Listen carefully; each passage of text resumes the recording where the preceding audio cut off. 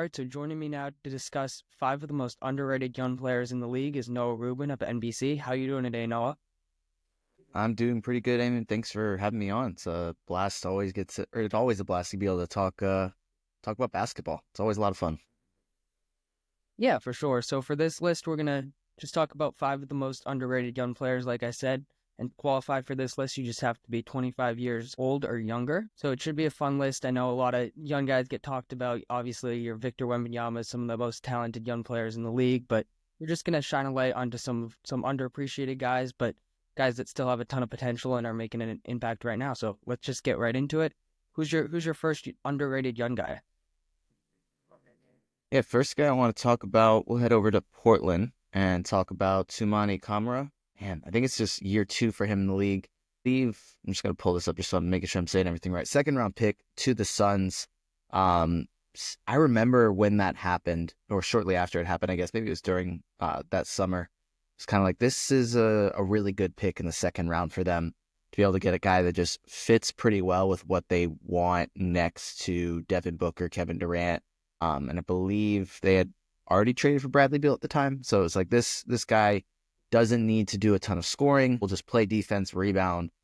Really a great pickup at the end of the second round. He's picked 52, but he ended up getting sent to Portland in that deal that brought in Yusuf Nurkic, which was, I think, more about sending out DeAndre Ayton than getting Nurkic in. And I think if you look back, or the Suns have to look back and be like, dang, I can't believe we included this guy, because he's been fantastic. Was really good as a rookie and has taken a step forward in year two. This year's averaging 10.1 points, 5.9 rebounds, 2 assists, 1.4 steals, and 1.5 threes per game. He's making his money on the defensive end. He's already one of the most impactful defenders in the league. And he's figuring things out offensively. I don't think that's ever going to be the strong part of his game. But he's getting a chance to work through struggles on a rebuilding Portland team. I don't think we want to fully call them a tanking team, because they did just have a pretty nice winning streak that made them, I think, kind of stay put at the deadline and not totally sell, which was pretty surprising. But if you're winning and you have a chance to make the postseason, I don't blame them. But really excited about what Kamara brings to Portland's future. They have a number of young guys like Scoot Henderson, Shaden Sharp, and others that are incredible offensive talents. But I think he just kind of rounds out that team really well. Yeah, for sure. I definitely agree with that. And you've seen it already to your point about the win streak toward the end of All-Star break. He's making a winning impact already, and he's really transforming that team, and the defense is certainly there. Like you said, he's one of the more impactful defenders in the league already. And yeah, Phoenix has really got to be kicking themselves that they let him go in that DeAndre Ayton, Yusuf Nurkic deal. It's a really tough look, especially for a Suns team that really lacks defense. So I think you made a lot of good points there. And yeah, he's been really an impactful player and someone who doesn't get talked about enough in the league when you're looking at young players, specifically defenders. So I think, yeah, definitely a great pick there. Yeah, I got another Portland Trailblazer, actually. I'm going to be talking about Denny Avdia. Avdia's, of the last two seasons, really, he's been really developing nicely. I mean, he kind of got off to a slower start as a lottery pick, but these last two seasons, we've really seen that potential, and he's someone I've been a big fan of sort of since the draft. It's really great to see him really thriving, and I think he's fitted nicely with this Portland team. I just don't think he gets enough recognition overall. When you talk about this Portland team, I think a lot of people just sort of mention, oh, it's a cool story. They went on that little win streak, but I don't think a lot of their players are specifically getting recognized enough, and I think Denny's sort of the top of that list for me. I think when you look at Denny, he's a guy that can really do it all. He's a very versatile forward. He can handle the ball. He can rebound. He can defend at a high level. He thrives in transition. He's extremely fun to watch for that reason, because he's so fast and he can get out on those fast breaks, and he really pressures the rim well. And then his 3-point shot's really coming along. It was last year. He was shooting 37%. It's dipped a little bit, but that potential is there as well. And if he can eventually develop a consistent 3-point shot, he'll be a really, really good player in this league. He reminds me a little bit of a Franz Wagner. I don't think he has that same level of upside, but just as that sort of do-it-all, jack-of-all-trades forward, I think that's who he reminds me of a little bit, and I think he just needs a little bit more recognition. I think when you look at this Trailblazers team, he's probably been their best player this season. I think you could argue either him or Anthony Simons. So I think he just needs a little bit more praise, and I think he's really at the center of the Trailblazers' young core as they continue to rebuild and move forward. And you saw sort of his value in the offseason, because the Blazers gave up a lottery pick and then Malcolm Brogdon, which some people thought was a little bit of a high price, but I think that just shows how valued he is around the league. For sure. No, that's definitely a good one. He's a guy that I believe it's Mike Schmitz, who used to be the draft guy at ESPN, that's now part of Portland's front office, that was super high on Denny Avdia. And so it was kind of like when they traded for him, everybody's like, like that was definitely a Mike Schmitz move. Like that was his guy. He got off to a little bit of a slow start this year in his first season outside of Washington with Portland. But yeah, man, he's got so much upside. I think the Franz Wagner comparison is pretty good. I think that's probably what he was drafted with the idea that he would be. It's just it just hasn't panned out the same way that Franz has. And he may never approach that all-star caliber player that I think Franz has shown this season that he is, but definitely a guy that's going to be an impactful player around the league for a very long time and has kind of gone under the radar, having played in Washington and now in Portland for his first 5 seasons in the league. Yeah, for sure. I think that's definitely true. I don't necessarily know if he has that all-star level potential like you were saying. However, I think worst case, he's always going to be a high-impact guy on a winning team, and I think the Blazers are really on the right track, and I think he's going to be a key part of their future for sure. Who's the next guy on your list, Noah? All right, we will stay in the West, which actually I'm looking at my list and it's almost all in the West. But AJ Mitchell for the Thunder, a rookie this year, not a guy like I guess through my scouting process last summer, I wasn't super high on him until my friends over at Angle Fantasy Basketball kind of introduced me a little bit to him. I was doing a show with them and they talked him up a lot. And I think it was because he went to UC Santa Barbara. I believe 2 of them went to UCSB, and so they were able to scout him in person. I think that made him a little higher, but ended up being a pretty good, I guess, find by them and by the Thunder. Early second-round pick for them, was very good in Summer League, and then surprisingly was able to be kind of part of the team's rotation pretty early on.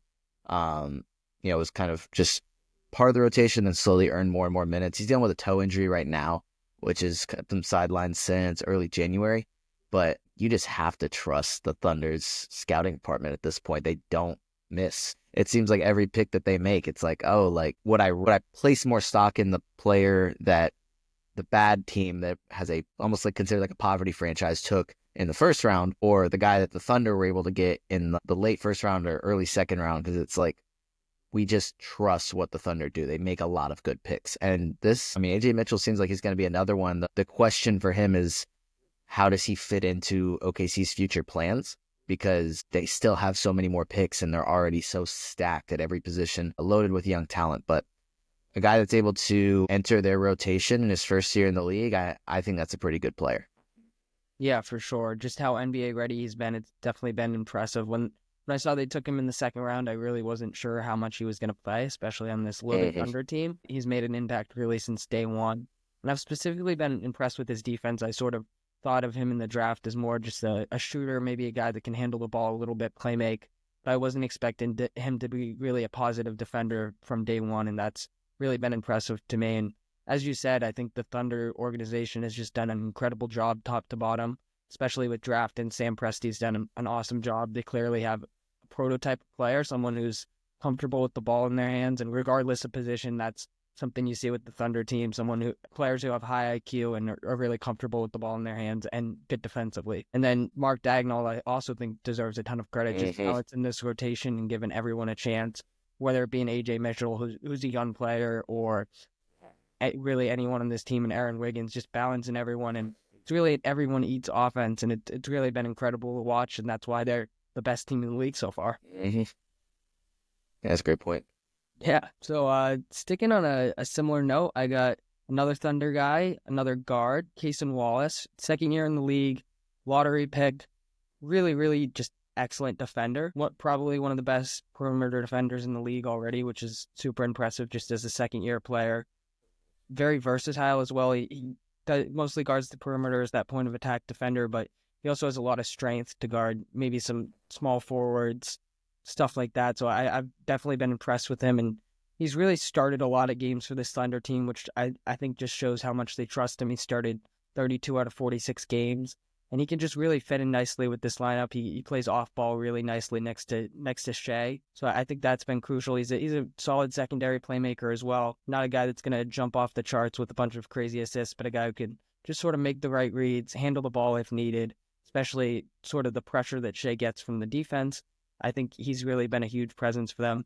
His shooting percentage is a little bit down this year, but he's still a solid spot-up shooter when need be, and I think that will eventually come back to the norm, especially in college. In its rookie season, we saw his spot-up shooting capabilities, so I don't think that will sort of stay the same. I definitely have confidence in him as a player, and especially just how well he fits in with this team defensively. Like I said, he is one of the better perimeter defenders in the league already. I think it's just really impressive, and as we talked about sort of with Mitchell, the Thunder have just done such a great job drafting, so just another gem for the Thunder. Yeah, the amount of just elite defenders they have on the team is impressive. And Casey Wallace is one of their best, which is part of what makes them such a scary team. Like before that draft, like a couple weeks before, I was like, okay, let me do my flag plant. Let me say who's going to be my guy. And Casey Wallace was that guy, kind of hoping that he went to any of the other teams that were drafting around there. I think it was like, looking back at it right now, it was the Magic at 6, the Wizards and Pacers at 7 or 8. I didn't really want him to go to Indiana because of Halliburton, and then the Jazz, and then the Magic picked again at 11. But Thunder got him at 10 immediately. I was like, dang, like he's gonna have to split time, split minutes, split touches with SGA and Josh Giddey. And I was like, I don't know if that's really enough for him to really thrive there.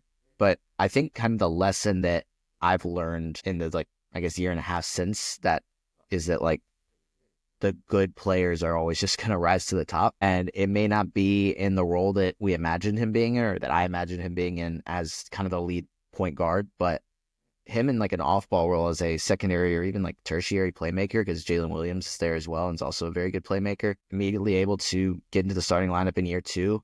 And yeah, he just fits in really well. And I wouldn't be shocked if he continues to grow as a player and sees more on-ball opportunities as he gets into, year 3, 4, 5 and beyond. And we talked about it with AJ Mitchell a little bit. How do all these pieces fit together for the Thunder as they continue to add more first-round picks? I mean, they could believe this season Philly's pick will go to them if it's outside the top 6. So they could get at least one, if not more, lottery picks. I'm trying to remember how many other ones will belong to the Thunder depending on how these teams play out. But eventually things could change. So is Casey Wallace part of the future in the sense that he is the starting shooting guard moving forward? Is he eventually going to be a 6-man because they just add more talent, or do they make some consolidation moves at some point and he goes to a different team and gets the chance to thrive? I think regardless, like he's just going to be a very good NBA player no matter where he is. And I think that's something that's important in scouting, is just kind of like, trust what you see, believe in the guys that, like, guys, regardless of the situation, don't let that be the main factor. Because it was to me, I was like, shoot, I don't know if I'm as high on this guy now because I don't really see the pathway for immediate minutes, but the cream rises to the top. Yeah, absolutely. I think that's a lot of great points. It just really, again, goes to show OKC's excellent draft history and just you can't bet against them. And then also with Wallace, I think he just sort of was a no-fail prospect considering his high basketball IQ, how he's able to make a well-rounded impact defensively as a rebounder, playmaker, shooter, whatever it may be. So I think those type of guys are always going to succeed in the league for sure. So I guess I'll move on to my third guy. And like I said, another Western Conference team. We'll go with Vince Williams Jr. out in Memphis. I believe you wrote an article about targets for the Celtics at the trade deadline and included Vince Williams. When I saw that, I was like, there's no way Memphis trades Vince Williams. It would be a great pickup for the Celtics if they could, but I was like, man, like I hope that Memphis doesn't move him because he's almost gotten forgot about this year. And that part of that is credit to Jalen Wells, who's been amazing as a rookie and is going to be in the conversation for Rookie of the Year despite not being a big scorer, because they went from Dylan Brooks, who was an elite defender but was just way too vocal and loud and a distraction basically, and they replaced him with Vince Williams Jr. And it just happened to be during the season that everybody got hurt, and so they weren't able to do anything with it. And now moved to this season, and Vince Williams is hurt. He's only played in 6 games so far this season, which has allowed Jalen Wells to start as a rookie and be as good as he has been. But if we look back, Vince Williams has started 34 times in his career, averaging 12.6 points, 6.4 rebounds, 4.4 assists, 1.3 steals, and 1.8 threes per game. A few of those, probably most of those, are inflated stats because they were games without John Morant and Desmond Bane out there. But I think if everyone on that team is healthy, Vince Williams, to me, is the starting small forward. But when he's been on the floor this year, he hasn't I don't know, it's like he's still working back from these injuries, but I still think that he gets kind of forgotten about because he had the success in Memphis's lost season, and now he's just been on the sidelines all year. So I think as he returns to the court, returns to the rotation, starts playing more minutes, he'll be able to make more of that impact that we saw last season. And he could really contribute for the Grizzlies immediately this season. I believe I don't remember exactly what the contract was, but it's a pretty team-friendly deal they have him on. So he's there for at least a few more years. So Memphis is another team that, just like the Thunder, when they draft a player, even if it's late, like they do a very good job of developing these guys. Yeah, for sure. I know definitely with that article, it was a little bit unrealistic, but I was just hoping maybe For Memphis sure. try to move off of him just because of the injuries and how loaded their team is, especially at the forward position. So I thought potentially they could move off of him, but yeah, definitely a little bit a hopeful self-fan on that end. But Yeah. yeah, Williams is he's a great player, really. He's just so well-rounded. He's a really good defender. He can guard multiple positions. At 6'4" with elite strength and athleticism, he can guard opposing guards or forwards. So he's really versatile in that way. And then he's also a really good rebounder and playmaker. He can be a little bit of a secondary playmaker if need be, Mhm. or just a guy that makes the right reads and makes the extra pass. And then as a scorer, he's really athletic, so he can attack the rim nicely. And then he also has a really good jump shot, which we saw a lot of last year. He shot 37.8% on 4 attempts a game. Obviously, this year, like you mentioned, he's sort of recovering from injury. So he's only played 6 games and sort of having trouble staying consistent minutes in that Memphis rotation. But he's definitely shown some moments in those 6 games back. And I think he's only going to continue to get better. Just like some of the other players we've talked about, it's just really easy to stay on the court when you have such a good, well-rounded skill set like that. And you bring so much to the table, it's really hard to ignore you, even on a loaded rotation like this Memphis Grizzlies team. I mean, they just probably have the most deep team in the league. So it's really impressive. And as you mentioned, it's just incredible how the Grizzlies have continued to find these gems. So yeah, it's a awesome pick. Honestly, I'm a big fan of Vince Williams, and I'm excited to see him really get back into the swing of things post All-Star game. And I'm expecting big things from him for the rest of the season. And I think he can make a really good impact on this competitive Memphis Grizzlies team. I don't know how far they're going to go in the playoffs, but I think he's a guy that always sort of makes a winning impact, and he just brings a ton to the table. Yeah, I got another Memphis Grizzlies player. I promise we don't have the players from the same team throughout this list, but another Memphis Grizzlies player for me is Santi Aldama. When you look at this Grizzlies team, they have a really, really good front court. As we talked about, they're just really deep overall, but specifically their front court has been super deep. And Santi Aldama really brings that stretch big component for this team. He shoots the ball at an incredibly high rate. And that's just really, really crucial for this Grizzlies team when you look at a John Morant, who's not necessarily the best shooter. It's just really crucial to have those stretch bigs. Jaren Jackson's another guy who can really space the floor out. He's having an incredible season. Santi Aldama, he can really provide quality minutes either next to Jaren Jackson or when Jaren Jackson's off the court, and he's been crucial. Another guy he fits in really nicely with is obviously rookie Zach Edey. Similar reasons, Edey's not necessarily a floor spacer at all. He's shooting a little bit more in the NBA than he did in college, actually, which is kind of interesting, but still more of a low post guy. So just having a guy that can space the floor really is crucial for this Grizzlies team, and he can fit in with any lineup, and he's just been a really high impact player for this team. And it's really interesting to see he's having a better season than last year, despite all their guys being healthy and getting a little bit maybe less opportunity, especially with just how deep this team is.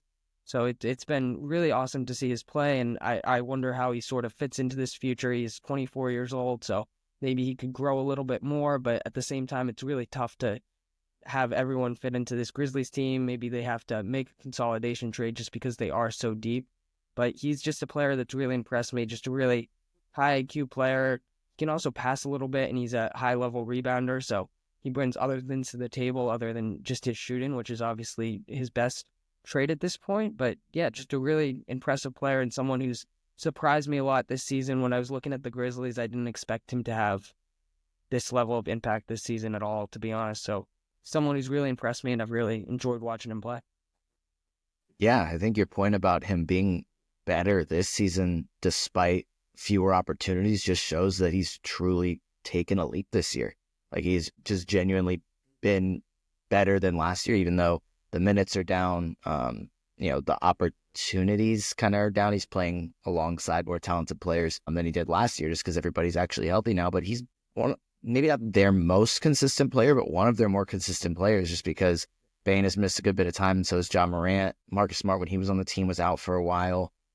Jaren Jackson Jr. has been their all-star, their best player. But Aldama's been a very important part of what they've done. And when, you said he was on the list, I looked at his age. I was like, wow, he just turned 24. It feels to me like he's been around the league longer than that. Have kept an eye on him the last few years. But just looking back, his only last pick of the first round, 2021, feels like a guy that's been around the league longer than that. But slowly kind of became a larger and larger part of the rotation over the last few years. So seeing him post a bunch of career highs, not entirely unexpected considering what he's done when he's gotten the opportunity over the last few years, but definitely a guy that has taken a leap. And like you said, whether it's in Memphis or it's elsewhere, just because they're another team that just continues to add all these guys. You mentioned a few of them. We talk about Jalen Wells, Gigi Jackson's there as well. And that's another high upside guy that they got in the second round. And who knows who else they'll add in drafts upcoming, just because they've already been drafting really well. So Aldama's definitely a guy that's going to be very impactful on a winning team, whether that winning team is the Grizzlies or it ends up being a different one. Yeah, for sure. All right, let's see if we can get some players that aren't on the same team. My next one, we'll stick in the West, and then I'll talk about my team last. But we'll go to Sacramento, and not because I love talking about the Kings or because I really believe in what they're doing, but they have Keon Ellis sitting on their bench. I think late last season is when he started like really kind of break out. He just turned 25, so technically he does still fit this qualification. He's a little bit probably the oldest player on this list or on either of our lists, but undrafted in 2022.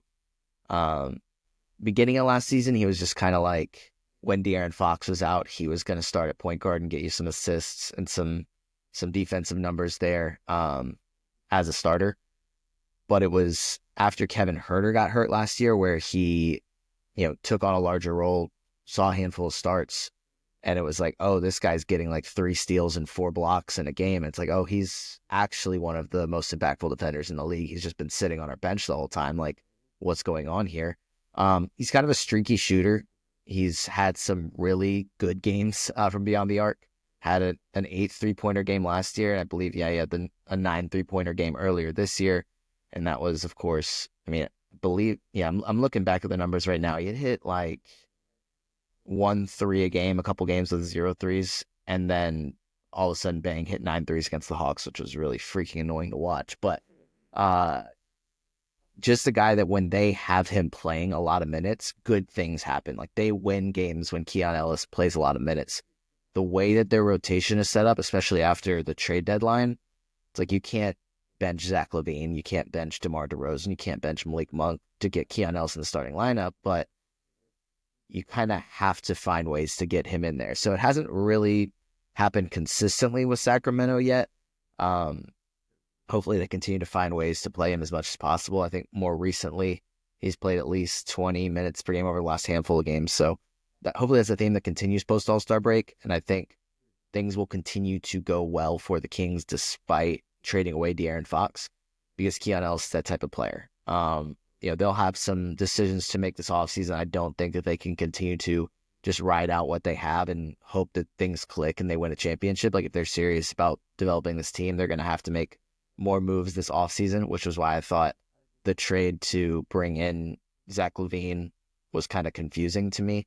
I was like, this team still isn't more than a play-in team just because you got rid of De'Aaron Fox. Like, why wouldn't you try to do like some sort of rebuild, like try and reload for next year or whatever else they decided to do? But we'll see what they do this upcoming summer. But Keon Ellis has to be a big part of what they do if they want to win now. Yeah, I really like that pick. Keon Ellis is a guy I talked about last week when I did Role Player All-Stars. I think he's just been a terrific player, as you said, just a winning player, just a guy who's always going to make that crucial impact. And it is really hard for me to look at this Sacramento Kings team and say that he shouldn't be in the starting lineup, even though Malik Monk is a more talented player to me. I think Malik Monk really thrives in that sort of 6-man energy role, especially with the starting lineup that the Kings have now with LaVine in the mix and DeRozan and Sabonis. There's just not as much opportunity. So having a guy who can really play off ball like that is important for the Kings, and I'd like to see Ellis in that starting lineup. I would also like to see him closing games just because of what he Mhm. provides defensively for a Sacramento team that really isn't the best defensively, especially on the perimeter. I think he's crucial, and he's a guy who can also guard multiple positions, disrupt off ball, to your point about the blocks and steals. He just really makes an incredible all-around defensive impact.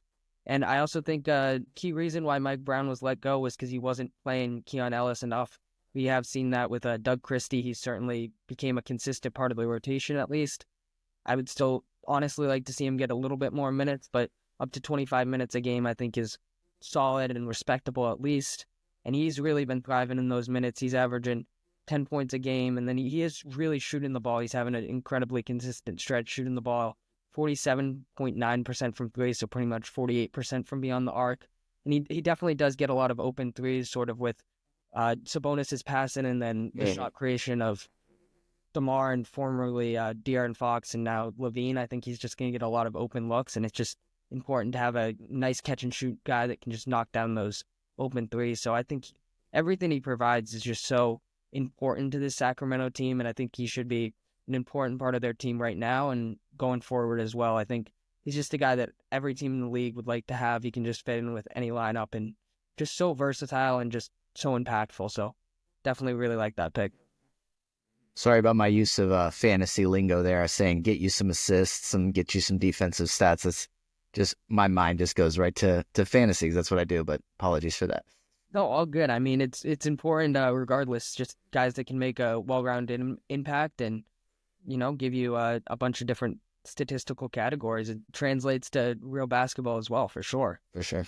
Speaking of guys like that, I'm gonna go with Asar Thompson, former lottery pick, so maybe not the most underrated in the world, but when you look at his twin brother, Amen Thompson, has just been getting a ton of love, and rightfully so. He's having a awesome season. He's really popped off beginning of this year, and he's having a great year, but I think Asar gets a little overlooked in that regard. I think even going back to the draft, everyone always had Amen above Asar, and right now that's definitely looked like that's been true. He's a little bit more polished, but Asar is just incredibly impactful, and he offers a very similar skill set to Amen, just as an elite defender. I mean, he can guard every position. He's just so versatile and impactful on that end of the court, and I think that gets really overlooked when we're talking about young defenders, and Asar's just been so great in that regard for the Pistons team that has really been having a great season. I think he's been a really important part of that team, and he sort of gets overlooked. And then when you look at him with Ron Holland, I think that's a really exciting young wing duo. They provide a lot of the same skill set with their defense, athleticism, finishing ability. So that's been really fun to watch for me. And then also he's a great rebounder. He's a great playmaker. He's not necessarily going to be a point guard by any means, but is sort of that point forward, secondary ball handler next to Cade. I think he provides a lot. And he really thrives in transition just with his elite athleticism. He's able to get to the rim. Really good finisher. And another thing about him is he has been injured for a lot of this season. He's played 33 games, played 63 last year. He had some injury issues, but once he gets back into the full swing of things, I think we could see a similar jump to what we saw from Amen. And I think he's a guy that really has star potential out of anyone on my list. At least he's a guy that I would look at as a future all-star guy who could make multiple all-star teams and someone who I'm really high on and doesn't necessarily get discussed when talking about some of the better young players, specifically high upside guys. I think he just brings a lot to the table, and I've really enjoyed watching him play, and I thought he deserved a shout out. Oh, absolutely. I think he definitely goes under the radar in the sense just because of how good Amen Thompson has been, but definitely a guy that has all-star upside. I think a reason, or probably the main difference between him and Amen was, at least coming into the draft, was the playmaking. Was Amen was a little bit better as a playmaker. Right before the All-Star break, Asar Thompson had a career-high 7 assists and 4 straight games with at least 4 assists, so obviously Cade is the primary playmaker there, but Asar Thompson still has some playmaking ability. So I think that both of the twins are abysmal shooters. And if either of them can get to be like league average or even slightly below league average as just catch and shoot threats, both of them are going to make multiple all-star games and have all NBA upside because they're that talented in every other facet of the game.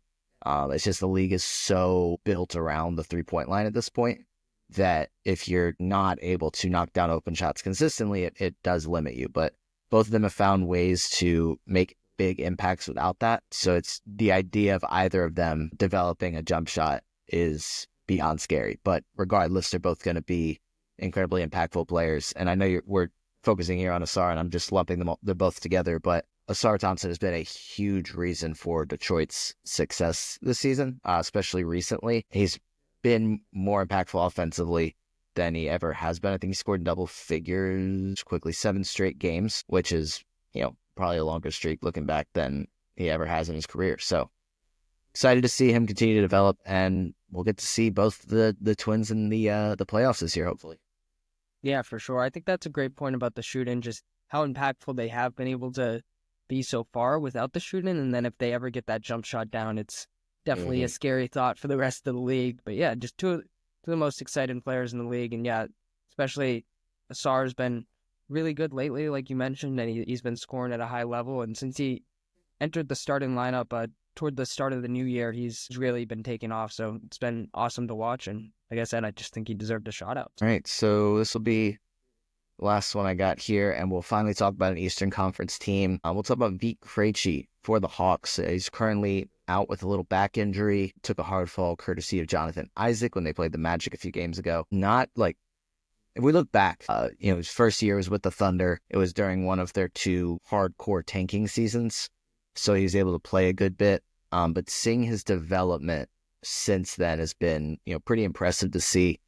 He started 15 games for the Hawks this year, averaging 10.4 points, 2.9 rebounds, 3.8 assists, 1.2 steals, and 2.3 threes per game. As I mentioned, that rookie season with OKC, shot 32.7% from 3 on 3.3 attempts. And then this season, in those starts, he shot 40.5% from 3 on 5.6 attempts. So the shooting development has been crazy to see. But he's also, just a high IQ player, is a good playmaker, good passer. One of the big things that the Hawks have, or I guess one of the few things that the Hawks have done well over the last handful of years, is develop players in the G League. Jalen Johnson is the most notable success story from that. Guy they drafted, I think 20th overall, and then played most of his rookie year in the G League. And then, was kind of part of the rotation year 2. And then, last 2 years he's been an all-star level player, just hasn't been healthy enough to even really be considered for the game, especially this year. I think had he not injured everything multiple times and injured both shoulders, he would have had a case to make the all-star game.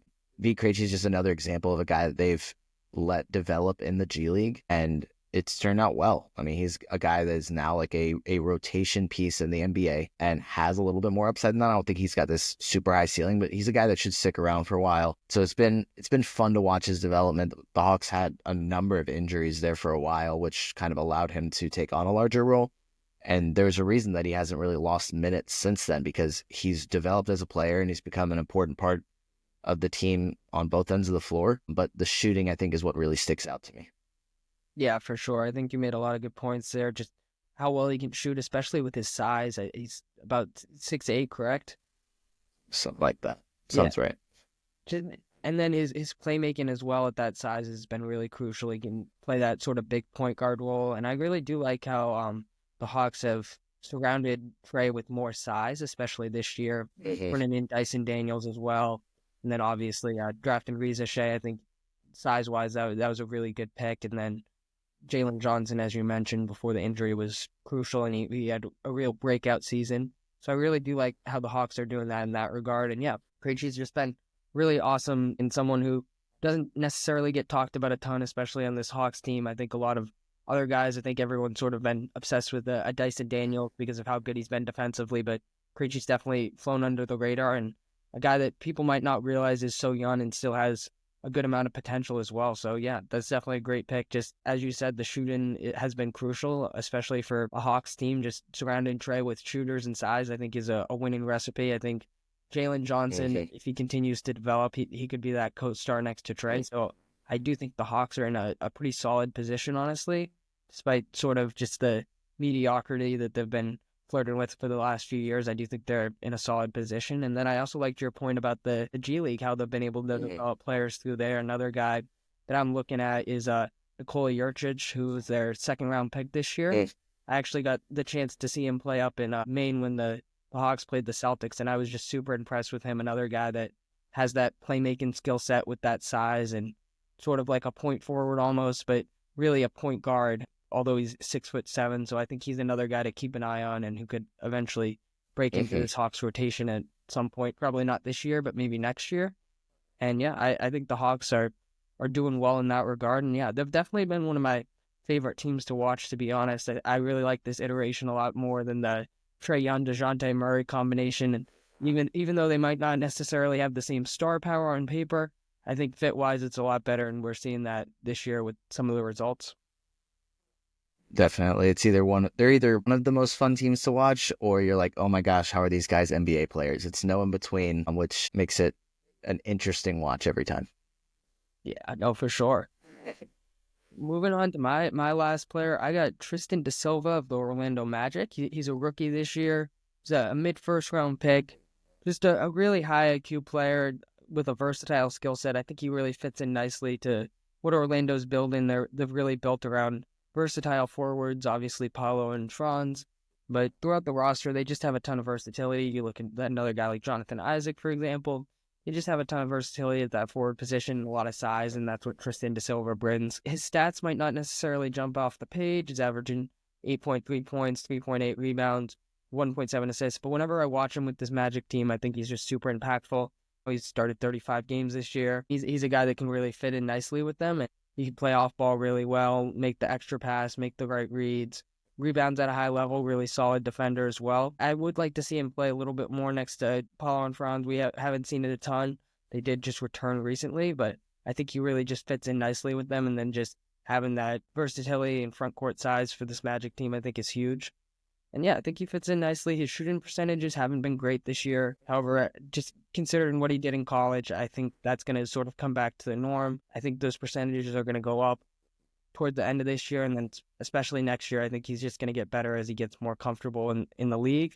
But I think he's shown a ton to me in his rookie year, especially when Paulo and Franz were injured. He really stepped up in a big way, and he's a really solid player. He can create his own shot when needed as well. So I think he just brings a lot to the table, and he's a guy in this rookie class who hasn't necessarily been brought up a ton. And then I just think overall with this rookie class, it was obviously criticized for being one of the weaker draft classes, but you just run down the line of names. I mean, we talked about some of the guys earlier, like Jalen Wells, for example. There have just been a ton of great value picks, and throughout the draft, just a ton of guys who are making a win and impact from day one. So I think that's really important to note with this rookie class. Just a ton of really high quality role players who are making an impact from day one. We'll see if the star potential's there necessarily, but regardless, I think this draft class has proven its worth just with how many impactful guys there are throughout the draft class, really. Yeah, I think with this class, the idea was that you probably weren't going to find your franchise player, but you could still find a really good role player or like a solid starter. And there are some guys that have star upside that have shown that already, but I think Tristan da Silva definitely fits that mold of a player that he's just going to be a very solid player for a long time. And I think he kind of like filled a need for Orlando because their biggest weakness last season was a lack of deep range shooting, which is something that they tried to address this offseason by adding KCP, a guy that can still defend the way that they like to defend, which is at a high level, and that can also space the floor. And Tristan da Silva was able to step in and do a little bit more than I was expecting him to be able to as a rookie with Paolo Banchero sidelined, which is, another reason why they drafted him. They wanted a more, I guess, win now, win ready to play rookie than trying to take another swing on a 19-year-old. They have like 11 former lottery picks on their team already. So they weren't adding another lottery pick, but they wanted a guy that could help them win now. Their timeline is that they're ready to win, even though they're still very young. And Da Silva is going to be able to fill a need for them. Was able to start with Paolo out and played well. And that may not be his role down the stretch of this season, but he's a guy that's going to be around the league for a very long time and be an impactful player. Hopefully he can continue to develop to be like a starting caliber player on a playoff team. I don't think he's that far off from that. But yeah, he definitely fills a need for the Magic. So it'll be interesting to see how large of a role he gets in the playoffs and how much of an impact he can make. Yeah, no, definitely. And I think to your point about drafting a guy who's a multi-year college player, I think it just shows the value of upperclassmen and guys who are NBA ready. And I think that's something we're going to start to see more of in the NBA draft. I know obviously the one and done craze has been a huge thing, and potential wise, especially for rebuilding teams, it's huge. But when you're a team that's been in the playoffs and is trying to win now, you really should be looking at those upperclassmen guys. And I think Silva's just another example of that. All right. Anyone you want to give a shout out to before we wrap up? I know we ran through our 5 guys, but anyone who might have not made your list but was close? Let's see. I can quickly just try and scroll through some teams because there's a lot of younger players that I really like. I did think about G.G. Jackson, but I didn't want to go with 2 Grizzlies players. Who is it? Somebody in Minnesota. I mean, Leonard Miller, but he's been very much like a G League guy. We'll see how much he gets to play. Karlo Matkovic for the Pelicans. I like him, and he's starting to play a little bit more. A lot of the guys in Washington, maybe not going super far under the radar with some of them. I like that they acquired A.J. Johnson at the trade deadline. So now they have 4 players from the first round of this year's draft just to see if some of them hit, and I like that strategy. Tristan Vukcevic is there as well. A lot of the young guys in Utah. Some of these guys may not go as much under the radar because they're already playing so much for their teams because they're tanking. Yeah, I like those names. Yeah, for sure. I like the Wizards mention. I think that's one team a lot of people might look at. They're sort of the bottom of the standings as a team that's a little bit of a mess, quote unquote, but I would push back on that, and I think they're really building the right way, and I definitely also agree with the A.J. Johnson point. I think that was a great pickup just to get another first-round guy. Been impressed with Carrington, Aksar, Keyshawn George even has shown some moments, so that's huge, and then Bilal Coulibaly has been really solid in his second year. A couple guys I'd like to just give a quick shout-out to, Quentin Post on the Warriors. Didn't make my list because he hasn't played a ton. He's only played in 17 games or so, but when he has played, he's been really vital for the Warriors, and he's played a lot of starter minutes as well. Really interesting game as a passer, rebounder, and stretch 5. So I really like his game, and I think he fits in perfectly with the Warriors system. Max Christie's been really good since the trade with the Mavericks specifically, but even before that, he was really important to the Lakers team. He started a lot, good defender, and now has shown a lot more of his offensive game with the Mavericks. Julian Champagnie, a guy who talked about last week on my Role Player All-Stars, just a classic sort of grindy player, really fits in well with what the Spurs are building next to Wemby. Jalen Wells, I didn't think he was necessarily underrated enough to talk about because he's maybe the favorite for Rookie of the Year, depending on who you ask. He's in that conversation, but I've just been super impressed with him, so I wanted to give him a quick shout-out. And then Trey Murphy, I couldn't go with the underrated tag because I think he gets much love specifically from NBA nerds, but I don't think a lot of people realize just how good of a season he's having and how much upside he has at this point. So those were the guys I wanted to give a quick shout out to and didn't make my list. But yeah, I mean, it's crazy really how deep the NBA is, specifically with young talented players. It's really amazing. I mean, I could have listed 5 to 10 more guys at least. So yeah, it's really awesome to watch and super exciting for sure. Yeah, no, absolutely. It's always, I mean, anybody that says that the NBA is boring just isn't watching games every night because you can find at least 1 or 2 games every night that are incredibly exciting. But no matter what game you watch, there's always maybe like a young guy that is exceeding expectations, able to come in and play pretty well, which is always fun to watch. I thought about Trey Murphy as well because it was like he is still underrated in the grand scheme of things and just like overall in the league because this guy is an all-star talent that, you know, didn't make the All-Star game because of the loaded Western Conference because the Pelicans stink because he missed a lot of time. But a guy that'll definitely be in the conversation next year, especially if he keeps playing as well as he has been over the past 2 months. Yeah, no, for sure. I mean, I really think of him as the Pelicans' future at this point. I would definitely consider moving off of Zion in the offseason and then just sort of seeing more what you have with Trey, considering what he's shown this year as almost a number 1 option for most of the year with some of the injuries they're having. He's a really good shooter, but he's also shown a lot more of his shot creation and overall game. And then defensively, he's really stellar as well. So yeah, big fan of Trey Murphy over here for sure. Oh yeah, definitely. All right, Noah, I think we're going to wrap it up here unless you have any last thoughts. No, I mean, thank you again for having me on. Would love to be back if you'll have me. Yeah, absolutely. Before we head out, do you want to plug anything? Articles, podcasts, social media, anything? Yeah, if anybody that's listening is interested in any sort of fantasy basketball content, I co-host the Roto World Fantasy Basketball Show. We post weekly episodes on Wednesdays, anywhere you get your podcasts. I'm again, for anybody it's all fantasy basketball content, but it's good for NBA nerds as well. I'm gonna have dynasty rankings that are updated pretty consistently up on the Roto World NBC Sports site pretty soon. So we're always cranking out content, especially with the final 2 months of the season coming up. This is when things get pretty busy for us and things get pretty crazy around the NBA with just a bunch of random players that nobody has heard of all of a sudden playing 40 minutes a night for some of these teams that are trying to get Cooper Flag on their team next year. So it'll be a fun time. Yeah, for sure. Super exciting time for the NBA, obviously, and yeah, I appreciate you coming on, Noah. It's been great having you, and yeah, everyone make sure to go check out his stuff. He has some great content. So yeah, appreciate it. Take care.